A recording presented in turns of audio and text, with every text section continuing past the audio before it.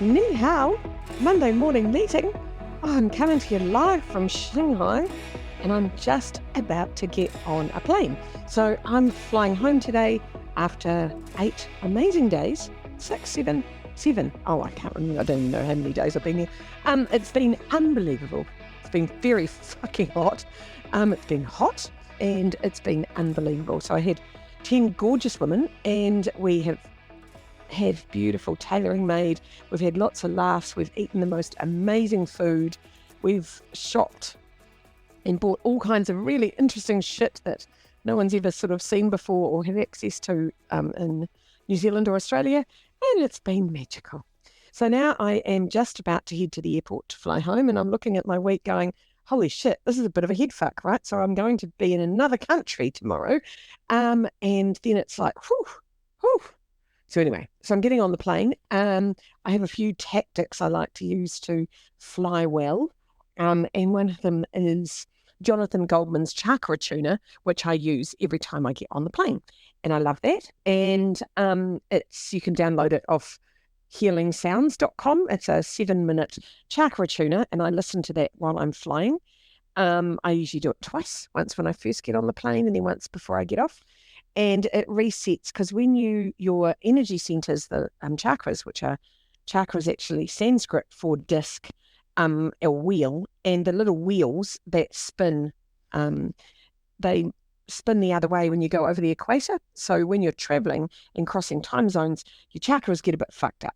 So it's worth resetting them. And I've found that that's pretty much what jet lag is. It's your chakras having to learn to respin the other way, which is why you feel a bit weird for a few days. So whenever I use the chakra tuner, I don't get jet lag, which is awesome. So anyway, I'm getting on the plane and I'm now going, right, I've got to remember that's right. I'm at home. I have a family. I have a house. I have pets. Oh, the shit I haven't had this week. This week I've done no laundry, no cooking. It's been unbelievable. It's such a week just transported out of life.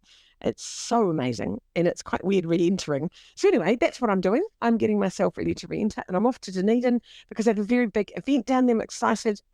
We sold out the energy tour in Dunedin and due to popular demand, I'm doing another one. So I'm going to be in Dunedin on Thursday night, which is going to be exciting. And yeah, I'm going to catch up with some family down there. So I'm just going back. I've given myself all of Monday when I land and Tuesday just to re-entry slowly. You know, you don't want to rush your wee self when you're re-entering a new time zone. So that'll be nice. So Wednesday's at the office, Thursday Dunedin, Friday Dunedin. That's my week. So yeah, Monday, Tuesday, just hanging out with the pets, catching up with the fam, seeing the children and the hubby and all the friends. And that's my visiting the parents, the parentals, go and see them. So that's kind of my focus for the week, really. It's just reconnecting with everyone and looking after myself as I transition back into my New Zealand life. And I was thinking this morning, I like to compartmentalize, and I've got one other big event this year, which is my Repotted retreat in October in the Coromandel. I think there's 2 places left if anyone wants to come, and that's extraordinary. And that's my last big event for the year. I've got lots of other conferences and things, but that's like a big event, you know, like that takes out a week block of my life. So China was big, now Repotted's big. And I'm on the downward slide. And guess what? Started my Christmas shopping. Pretty fucking proud of myself. I made a list in my phone. So I've been buying all my Christmas things because I'm not sure how many weeks it is till Christmas, but can't be that many, right? Because we've got 4 weeks, October, November. It must be about 12 weeks, 13 maybe. Anyway, I have started my Christmas shopping. I do love a list of ideas. Like, what am I going to do? Sometimes I have themes and everyone gets a t-shirt or everyone gets a book or, you know, a theme's quite good. And then it sort of narrows it down because you go, if you had to buy that person a book, what would you buy them? And you're like, oh, they don't read. And you're like, no, but they love fly fishing. So you could get a photographic book, you know. So I quite like to give themes. I think themes are quite fun. But I've found lots of gorgeous little things. And the secret is not to give them to people because I get excited and I give them too early. So I've got to hide them. I have to hide them when I get home so that no one who's getting them gets them until December 25th because that is the rule I have to give myself. Otherwise, I just spend double the fucking money, don't I? But yeah, Christmas is not that far away. So I suggest in your planner, you start thinking about, what are you doing? What do you want to do for Christmas? Who are you buying for? Who do you need to give gifts to? What would you like to do for Christmas? Not do you have to do. What would you like to do? If you could do anything at all this Christmas, what would you do? Because Christmas is optional activity, right? And you get to decide how you do it. And you might have said, no, but every year we go to the beach. It's like, yeah, what if this year you didn't? What if you changed the plans? You get to decide, right? I love Christmas. My ultimate Christmas would be a very formal, dressed up, glamorous dinner. But of course it's hot. And so I'm not that good at the glamorous when I'm hot. But my plan was when I was 50, I was supposed to go to New York and have a white Christmas. But of course the COVID stuffed that up, so I didn't get to do it. But I do love the idea of a formal Christmas, with everyone dressed and lovely. I'll need to do that soon before my children start breeding and I get the grandchildren, and then it's all about fucking them, isn't it? It's all about the Tonka toy and the bloody blah, blah, blah. So have a think about, what do you want to do for Christmas? Because now's the time to get ahead of it and go, right, I'd like to do this and I don't want to do that. And this is what get a plan. I love a plan.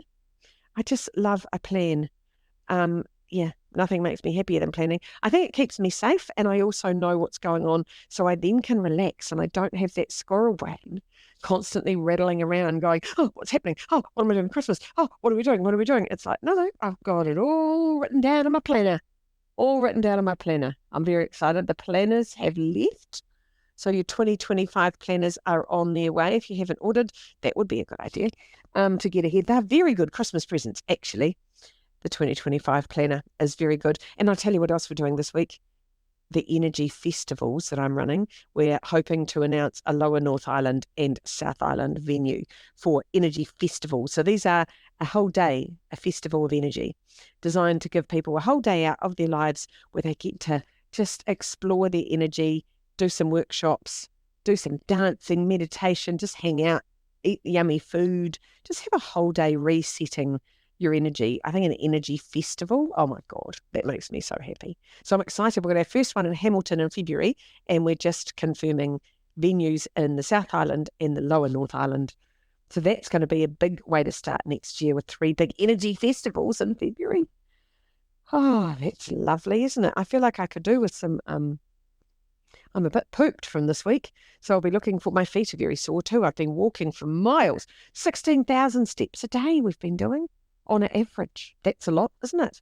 Very sensible shoes. No, I am coming back to China in May, so that's the next thing. I'm starting to get excited about my 2025 planner because I've got shit to put in there already. What have you got happening in 2025? What have you got that you could write down that's happening in 20? Maybe you've got a family occasion or a holiday or an event. Kind of love the idea of what's happening. I get to this part of the year and I think, right, well, let's go. Let's start looking ahead. So that's what I'm doing. So I've got to go now. I need to go and get my bags, a lot of fucking luggage, into the bus, get on the bus and get through the security at the airport. That's my next challenge.